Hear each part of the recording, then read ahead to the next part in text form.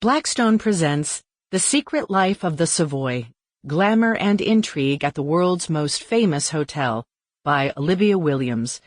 This book is read by Sophie Roberts. Introduction. Fantasy worlds were the stock in trade of the D'Oyly Carte family. They were, at their height, the greatest impresarios and hoteliers in the world. With their Savoy Theatre and Savoy Hotel, which together take up nearly an acre of central London, they pioneered a luxurious form of escapist socializing. Their name became a household term, at first thanks to their theatre work as the impresarios behind Gilbert and Sullivan.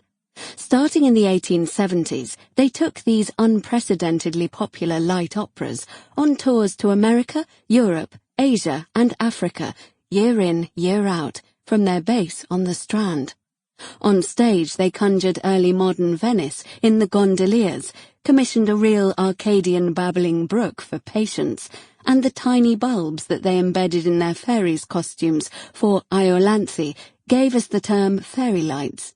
They then applied this stagecraft to creating one of the world's earliest luxury hotels, right next door to the theatre, putting it together with the same flair and glossy precision as their theatrical productions.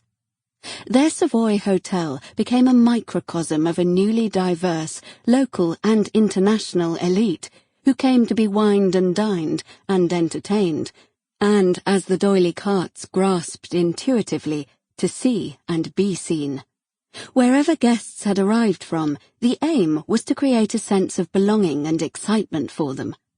I gravitated towards the family not only because I liked that they made the city a more romantic, sociable place, but also because I liked them. They were not successful in a detached, fail-safe way. They were intensely human, sentimental, and a little eccentric. I became as curious about the things that went wrong for them as the things that went right. During a century of almost surreal change and upheaval, from the 1880s, when their theatre and hotel opened, to the 1980s, when their line ended, the D'Oyly Cartes' resistance to any kind of standardization served them well.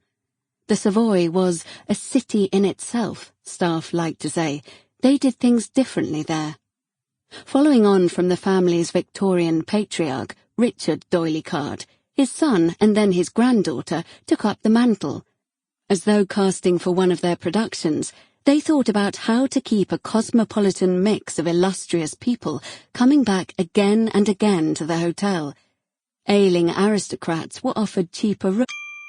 Sample complete. Ready to continue?